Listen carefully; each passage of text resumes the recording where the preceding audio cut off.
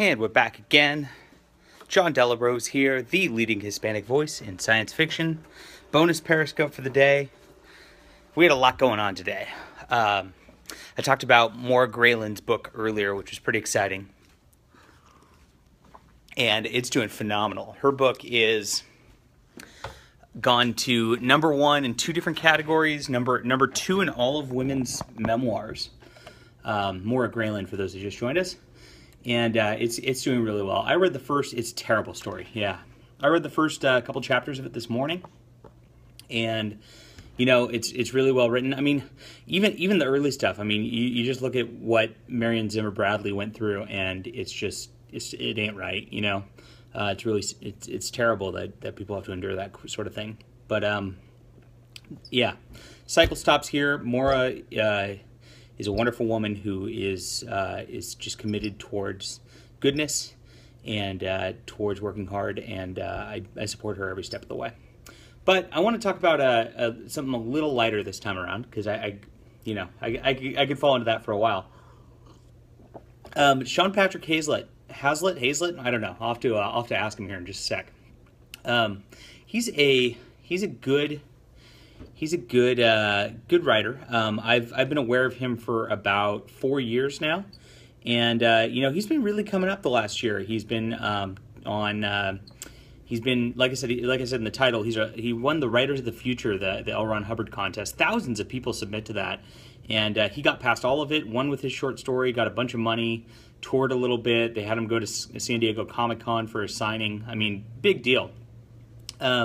He's appeared in Mike Resnick's Galaxy's Edge magazine a couple times, and he's also done a couple other short fiction ventures. Recently, I read one on, of all places, Vice.com. I guess runs some short fiction, and he had one. It was a nice sort of post-apocalyptic military science fiction earlier this week. I'll try to find the link and post it later. It's a free thing, and I don't usually click there, but I want to support Sean, right?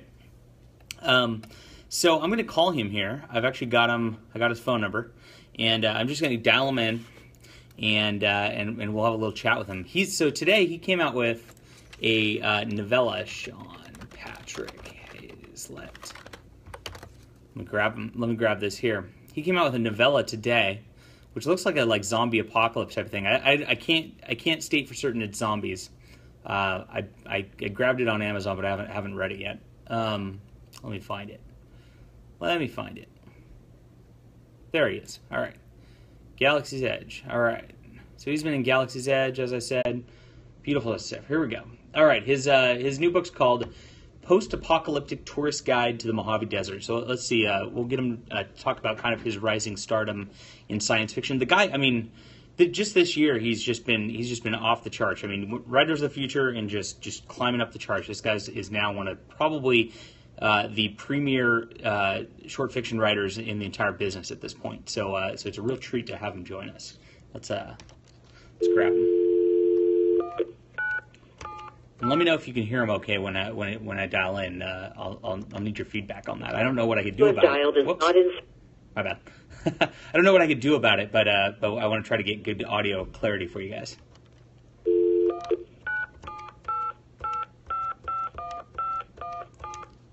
All right.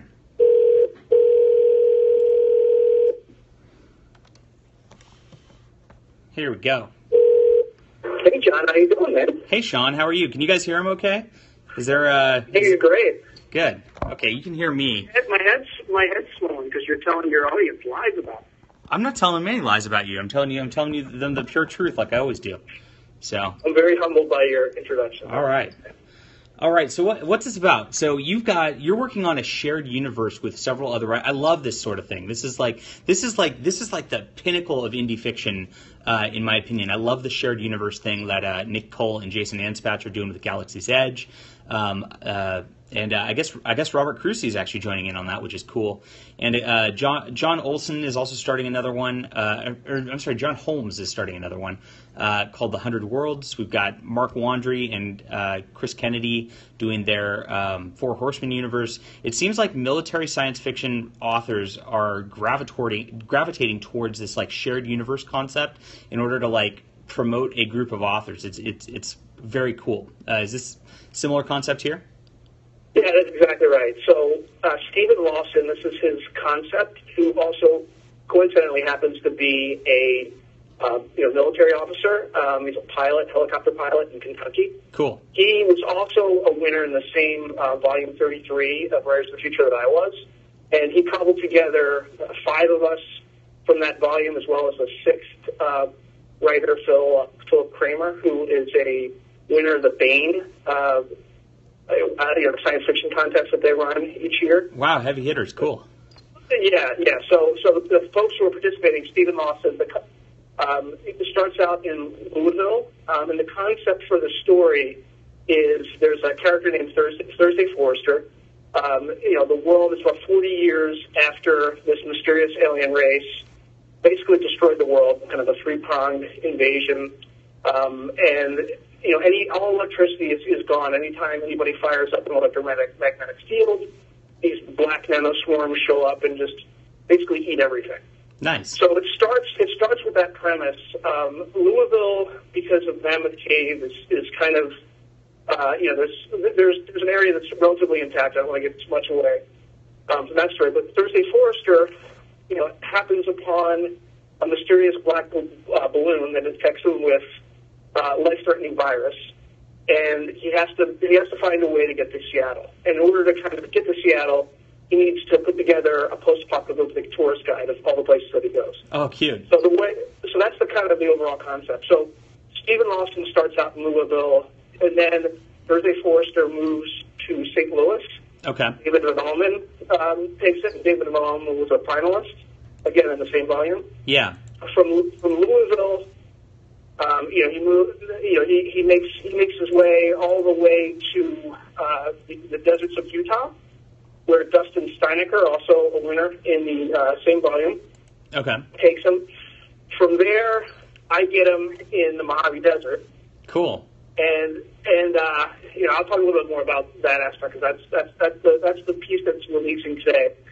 After that, Jake Marley, again, he was a Golden Pen winner. He won it all. He had the best story in the entire volume. Nice. He takes it after me in Los Angeles, and then from Los Angeles, we go to Philip Kramer to Seattle. So is it the same? Is it the same character? It's the whole same character going through the whole way. Just different writers' take on it too. Yeah, it's the same character, and then each of us kind of introduce our own flavors. And the other concept behind the series is you either have to live in the area where you're writing the tourist guide, or live a substantial part of your life in that particular area. Yeah, I got a question right here. It is a serialized release, so it looks like there's 4 volumes out right now, and they're novella length, so they're very short. So you can kind of get into it pretty quick. I love that you guys, as the Writers of the Future, all in the same volume, all in the same book, as anthology, basically anthology writers, got together and did something together like that. It's just, I mean, that's such a nice story in and of itself, of meeting and finding professionals you respect and like, and being able to move forward with a project like this. Oh, and the other thing I did mention also is even the art is Preston Stone, who's an outstanding illustrator and artist. Yeah, beautiful. Was also his work was also in the same volume. Oh, really? Oh, wow. Yeah. Cool. Yeah, what a nice nice way to meet. And you met all these people through this contest, yes? You didn't know them before? Yeah. So I met Van Almen before he won. Basically the same at I think the World Con right before it. I'm trying to remember which one. So it was Midwest Con 2 is where I met. Okay, cool. Everybody else, was somebody I met through the volume, and then Stephen met Philip through the Bain contest. Because Stephen also placed in that contest as well. So he's also doing phenomenally well. He's a great. He's currently in the military and working in Kentucky, and he's on fire as well. Yeah, I think a lot of my audience would love to just support veterans just by doing this, which is pretty cool. Are the stories pretty standalone, or is it like, he goes to a city on this path and like this is just a story of what happens in the city, or what's the connection of the stories beyond the character and sort of the writer connection there?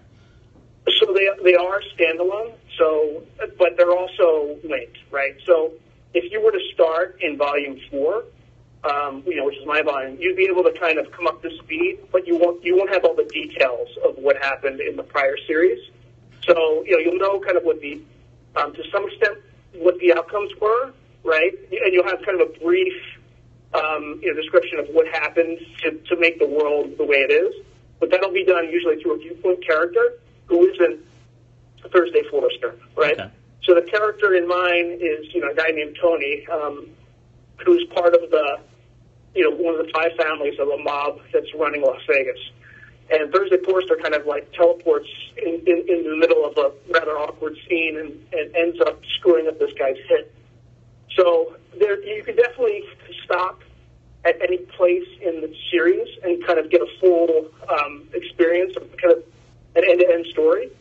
But you also get kind of, if you kind of start in volume 1, you'll get kind of the overall, much more detail in the overall story arc. Very cool. What a cool concept. I really like this idea. That's interesting. So obviously a lot came from the Writers of the Future for you. You obviously made some really good contacts here who are now your actual professional peers that you're working with, more than just friends even. So can you tell my audience a little about the experience of, I guess winning and finding out you won in the first place, and then kind of how it kind of just spiraled from there for you? Yeah, so I found out relatively early in the year. I want to say because I won in the first quarter of the contest. Mm-hmm. So I got a call from Joni, and I missed it actually. So I called her back. What's going on? She's like, yeah, you're the last person I could, get a hold of, but you won. You came in second place from that quarter. And, I was super excited about that. So, as usual, you continue to kind of, produce as much content as you can to take advantage of that process. Yeah. So by the time, that event came around, which was in, late March, early April, I had also kind of published, self-published a collection of stories that had already sold in the past that, rights had reverted back to me. And I had published that, in 2015. But what I did is I also did an experiment with Audible just to see how that worked. And then I released it on the eve of the release of the Writers of the Future contest. Right? To just try to, get that in tandem so you have the, marketing impact of that. I did reasonably well, but it wasn't crazy, but it definitely helped that I was in part of the Writers of the Future contest. Yeah, and that spiraled you into Galaxy's Edge fairly quickly. Did your Writers of the Future win help there, or did you kind of already have that in the works beforehand? I already had it in the works beforehand. I think I sold Mike 2 stories before Writers of the Future was published. However, one of those stories still hasn't appeared yet. I believe it's supposed to appear in January 2018. Cool. And then he subsequently bought another story from me 1 or 2 weeks ago.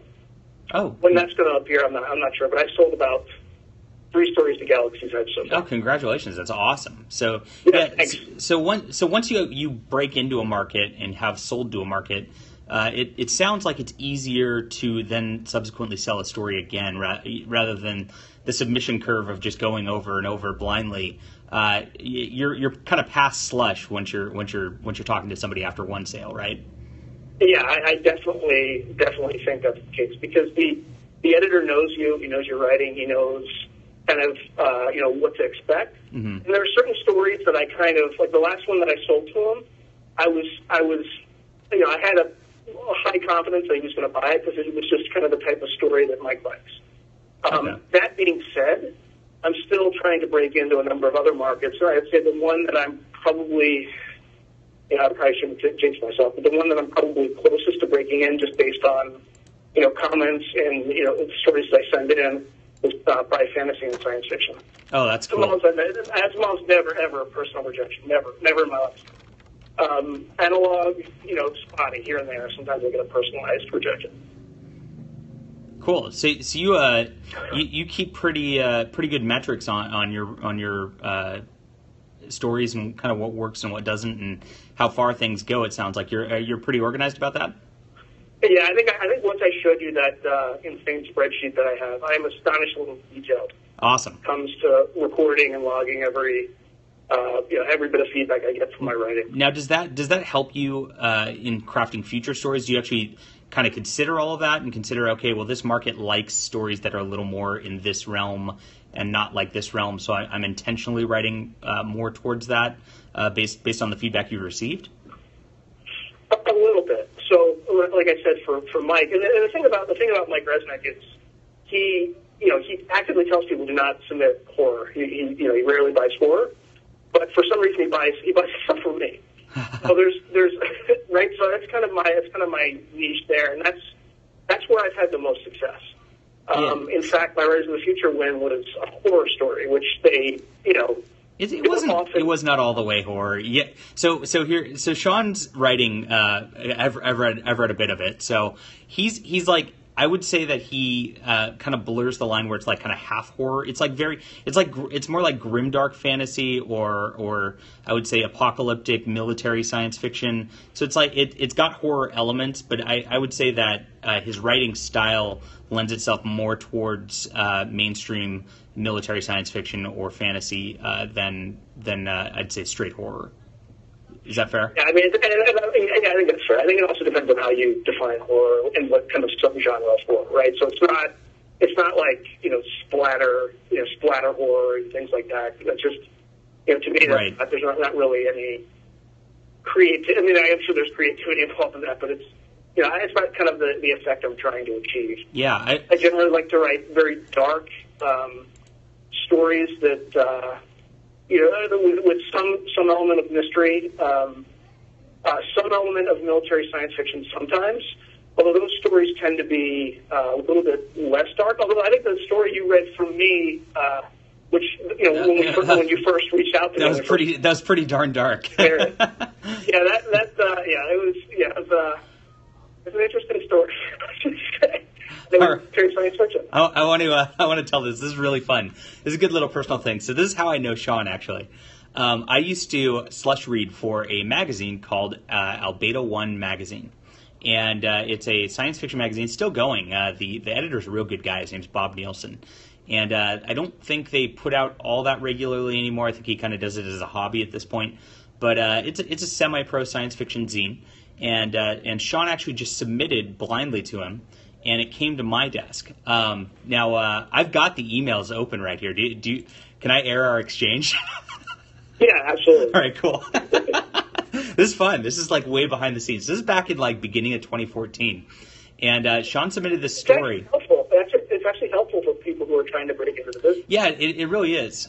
So I read it, and you know what? I mean, in hindsight, I read this again a number of years later, and I think by the time you got to me, I was a little more burnt out on just reading for slush than I should have, and I was just so used to and angry with things that I just didn't want to read stories anymore.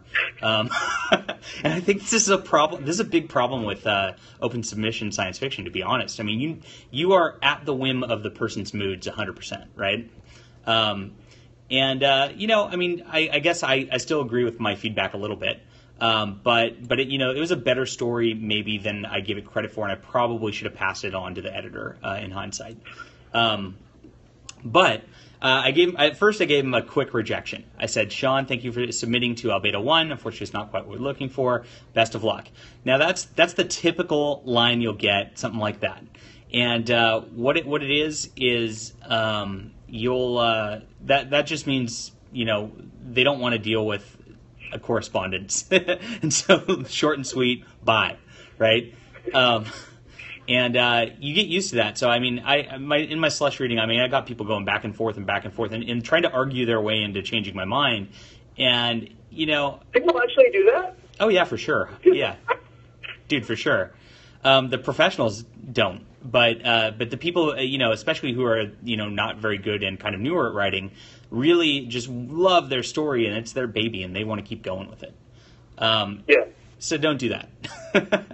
It's definitely a volume game. Even if you're the best writer in the world, you're going to get rejected because people don't know who you are, and you have the wrong slush reader, or you touch on certain buttons that you didn't intend to tell. There's a lot. There's so many different reasons, and it's just a lot harder when people don't know who you are. You just never know. Yeah, I mean, relationships is everything in any business, and this is no different.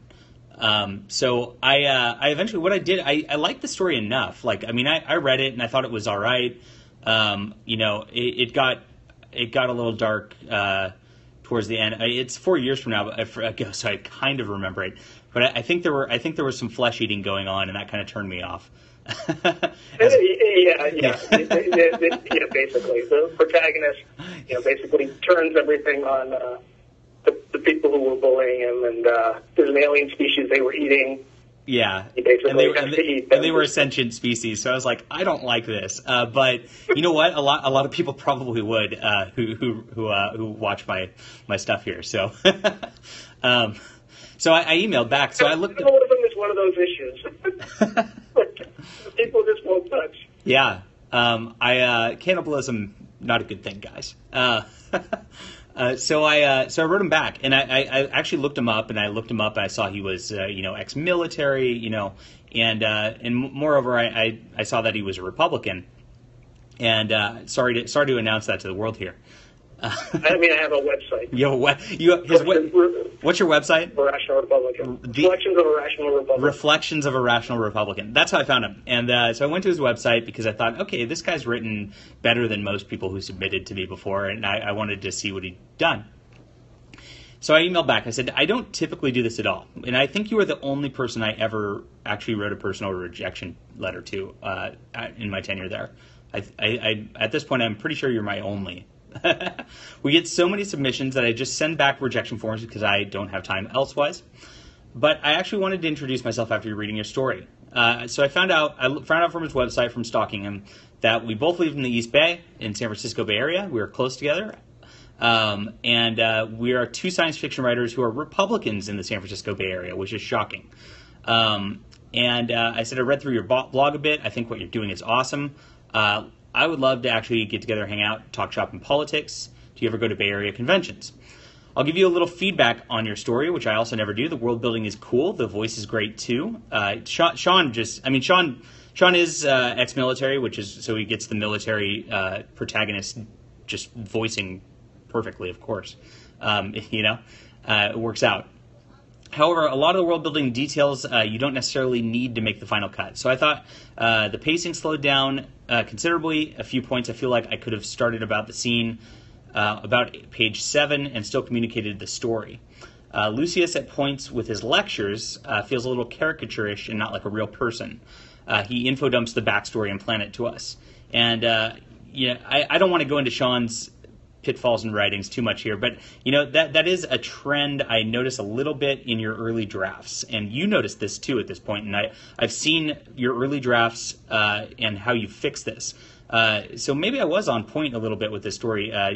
So in the future, you've taken that to heart. I mean, you don't info dump at all anymore like that anymore. Do you want to talk a little bit about that? Yeah, I actually, so when I sold that piece to Vice, which is it's a story called Swarm, which I don't want to give away. It's a very quick read. It's about 1,200 words. I'll link it to you guys later. Yeah. Yeah, they actually asked me to add a little bit more about what was going on in the rest of the world, because sometimes you overcompensate, right? So I just kept everything very tight with the action. So there's one or two sections where I had to add a sentence or two about what was going on in the broader world. And even then, I felt like, because I didn't know if they were going to buy it, right? It was a rewrite request. Yeah. So, and I was a little nervous about it. I'm like, I don't want to kill this one because they have a very broad platform, and if you get onto that platform, by just blindly out of the flush, it's a big deal. So, it's definitely something that I take to heart. And in my first draft, there's all sorts of info dumping, and I know it. And I just, to get something done, you just have to just put the stuff on the page, and then the real writing comes in when you just whittle it down and edit and edit and edit. And I would say the average story that I produce probably has between 7 to 15 drafts. And wow. I just go over it and over it and over it until it's much tighter with language. That's an incredible amount of diligence, and I think it shows in your writing. Your writing's incredibly tight. So yeah, it looks like you. I wasn't probably the only one to give you this kind of feedback early on here in your career, and you compensated that for that directly. Info dumping is an interesting thing. I tend not to do it. I tend to be the opposite, where I don't give enough for people, and it's sometimes you have to do it. Like sometimes you have to be very strategic about when you do it. Yeah, right? It's a fine line, and it is. I think the way to solve it for the most part is to kind of sprinkle lines here and there, so it's not a block together, right? Yep. A sentence here, a sentence there, where somebody just kind of adds something, and then you do it in such a way that it doesn't convey the whole thing, so the reader wants to continue reading to find out like what's going on, like. Well, that's an intriguing, comment there. What does that mean? So there's ways that you can do it to kind of ask, drive the reader to ask, like, what happens. Very cool. Yes, that's good feedback for people writing here. Are you still with us, Sean? There was a weird click there. Yeah, can you hear me? Yeah. Okay. Cool. Interesting. So that's how I met him, and I guess that story actually got published in your short fiction collection. Did you pare that down a little bit? Yeah, so the short fiction collection is called Alien Abattoir and Other Stories, and the story that John's talking about right now is Alien Abattoir. Yeah. So it's still I still like the story, but it never sold. There's 2 stories in that volume out of 10 that I didn't sell, but the rest have sold elsewhere. But the name of the collection is Alien Abattoir and Other Stories. Cool. It's available on Audible. It's available in paperback. And it's also available in ebook. Yeah, it's very, very cool, and it's so. I mean, it just goes to show. I guess the end of the day, be nice to people because you never know, and that's what happened here. Sean's a good friend now, and I definitely want his post-apocalyptic tourist guide to succeed, which is why we're doing a Periscope here. So I hope you guys pick that up. His Writers for the Future story it's probably my favorite story of his that I read. It's a dark magic thing where there's consequences to the magic, and I like that. I feel like a lot of magic these days has become kind of Harry Potterized, where it's just happy and fluffy and everybody gets to use their magic, and you really had a really drastically different take than most of the market. Yeah, I reread it after it came out, and I'm like, oh, holy crap, that's market. And then you think about the ending and how things ended, and you're like, wow, that's even darker than I... Yeah. But I like that. I mean, magic in theory, just classically, if you're thinking from like classical fiction or classical tales or whatnot, the whole concept of magic is supposed to be dark and evil, right? And we've turned that around the last 20 years where, that never gets any mention anymore. And it's kind of refreshing to see that sort of actual. It feels like even though it is a modern fresh horror story, it gives a classic element to it. Yeah, it's almost like a very dark retelling of Faust. Yeah. Right. I think that might be the way where there are no real winners, but sometimes you can use a very dark ability to turn things on your tormentor. I think it's kind of the best way to describe it. Very cool. What's next for you, Sean? So you got this that's out today, and I'm going to be blasting this around right after you, so you guys can grab the link to that. But what? And you've got a Galaxy's Edge, I guess 2 coming out. Are you focused on short fiction? And how many stories do you have out to market right now? That's an interesting question. Oh, so actually, you raise an interesting point. So, and this kind of highlights the value of persistence. So I've written a total of 51 short stories. Okay. I've sold 32 of them at least once. Wow. There's some reprints in there, but yeah, it's a very high acceptance rate per story in the long run. But if I were to tally up like how many rejections I had to get there, it's a shocking number. I know you have that tallied. So you've sold 32 short stories. That's incredible. And half is also incredible. I don't think I've been anywhere near that, but I also don't write that many short stories, so I'm probably not as good as you are. Well, and to be fair, they're not all pro markets, right? I've only just begun having hits at pro markets, and I think I've probably sold 5. I think pro stories of that 32. Which makes sense. I mean, that comes back to the professional sort of 10,000 hours, in anything you do, right? I don't know how many hours for writing 50 short stories you have, but I'm going to guess you're pretty close to that at this point.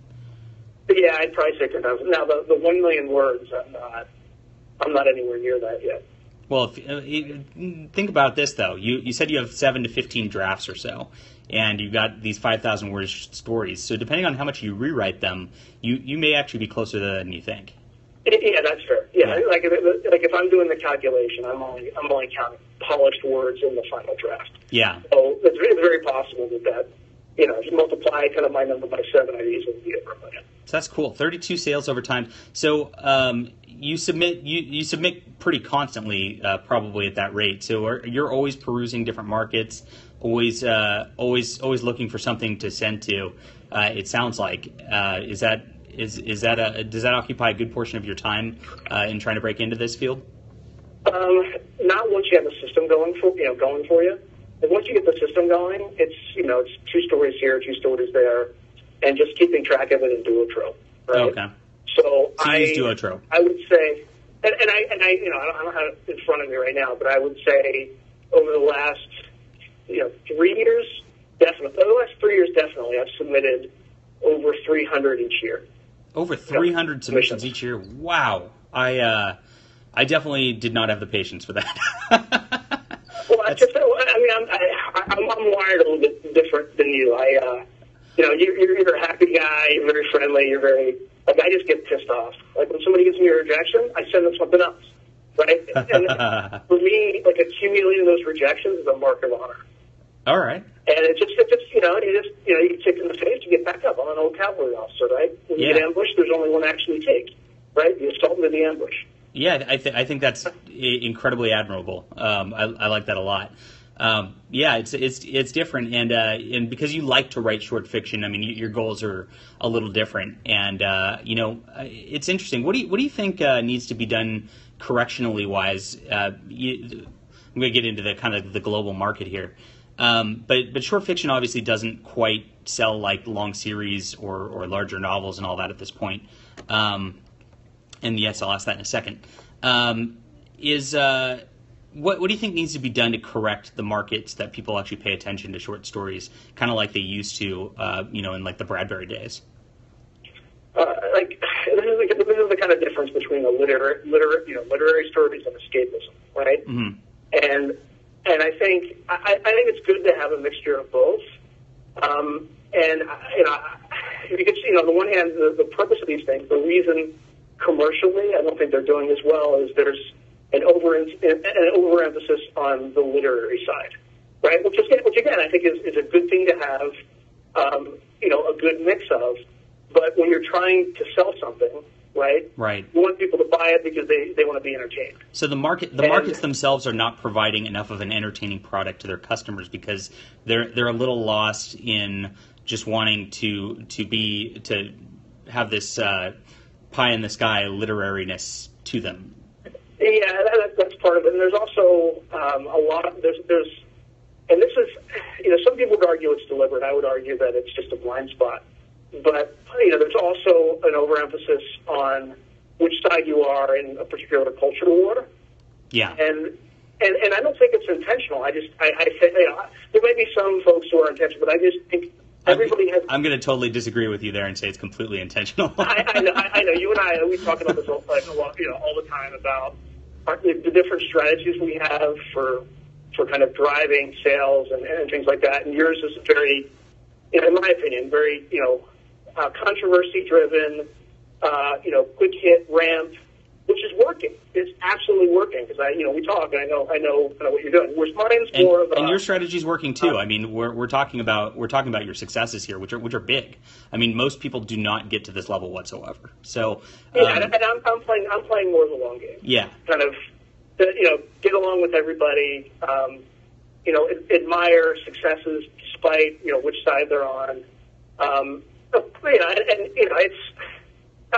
not growing as fast as your strategy work, because you're developing you have a very strong fan base, whereas mine's, I'm still kind of earlier in that journey. But my goal is kind of, I'm trying to work within the traditional confines of traditional publishing, and you're working primarily outside in kind of the self-publishing area. So in order to be successful in different markets, there's just different strategies, and that's kind Absolutely. of where and again, if I'm miscategorizing either of our strategies, I definitely want to hear about it. I don't think so. Earlier point. So. I don't think so at all. I mean, it comes back to you use different tactics on different battlefields, right?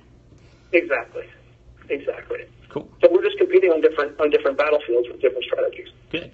Yeah, and look, we could disagree about things as adults and still keep talking about things and be friends. It's amazing. I know. And there's a lot more of that. As you know, some people are just on block lists just because they're friends with other. My view on that is look, I'm going to be friends with whoever the hell I want to be friends with. Yeah. If you're going to hold that against me, then you know what? Go pound sand. Me too. Right? Because I'm friends with people who are who have diametrically political philosophies than I do, and you know what? I enjoy having that give and take because I can have rational discussions, and it makes my arguments stronger. That's the way I look at it. I don't. But there's a lot of folks in the industry today that just kind of, I mean, you know what I'm trying to say. Yeah, I know exactly what you're trying to say, and it's sad, and hopefully we can overcome it. I mean, I think over time. I think there was a strategy problem. I don't want to get too deep into this with the sad puppies and all that, but I think they had a little bit of a strategy problem of they wanted to show up, shake things up, and then take my ball and go home. It doesn't work that way. If you stop talking to them, you get dehumanized by that nature, and that's why I'm committed to showing up over and over and over again, and I'm going to continue to show up even if some folk don't like me. Yeah, I mean, look, there's nobody's going to intimidate me. Nobody's going to intimidate you. It's not worth it. What are you trying to achieve, right? Right. It just makes. This applies to both sides. I didn't even talk about a side in all this sort of thing. It's just everybody's trying to put out their best work, and if you don't like it, don't buy it. Don't, that's very true. Somebody's personal, stuff that's been happening to you. I mean, really, who sends something that explodes to somebody's home who has children? Who does that? Well, no? I know. I know which camp it came from. I can't pinpoint a person, unfortunately. But yeah, I mean, the bottom line is I'd never do that to one of them, and yet they act like I've physically harmed them somehow. It's really upsetting. Yeah, it's just sad, and I think what it does is it hurts sales. Yeah. For the industry, not for the industry. You're right. Individuals, right? Correct. Definitely doing pretty well by kind of putting this stuff out. Yeah. Right. But hopefully we can get over this in the next couple of years and kind of change the industry and just make science fiction fun. So I got one more question for you because we're going a little longer than I like to typically go. But somebody asked about novels. So I know you've written at least one novel. You've written at least two novels, to my knowledge. But somebody was interested in potentially looking at those. Do you have plans for novels in the future, and what does that look like for you? Yeah, I would risk reward profile I'm trying to achieve. So with my my strategy all along was when you first enter this business, you really don't know how to write, right? Mm-hmm. Or very few people know how to write. So. Right. What I saw a short story as was a quicker time to failure, right? You can fail fast. And as you fail fast, you get better at it. You can try new ideas. You can generate new ideas. And then once you kind of start establishing, credibility from being a short story writer, it's easier to sell your novel. Right. So as a result, I had been focused the first 5 years of this on just writing lots of short stories. I have written a novel. It is based on a short story that I sold to Fiction Vale, which I don't think they publish anymore. but the novels.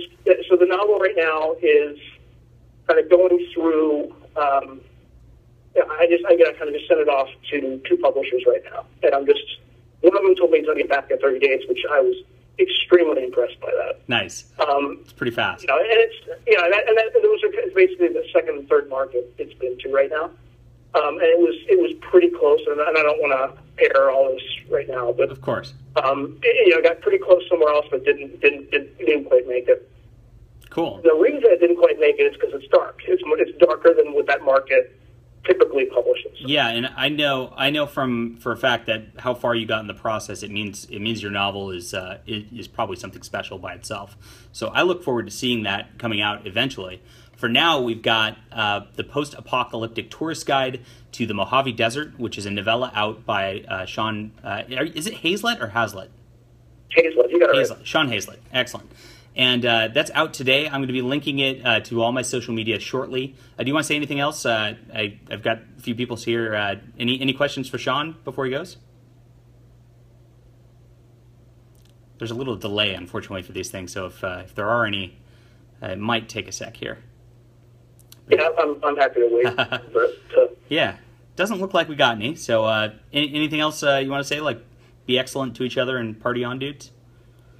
Yeah, I mean, basically, it's just keep working your butt off, keep submitting, and just you can learn a lot from anybody, particularly people who might not be on the same side of the political aisle as you, and especially from that in terms of populating characters and things like that, so that they have nuanced arguments that are a little bit more challenging than kind of a black or white narrative. So, just keep your head down and keep fighting. I agree.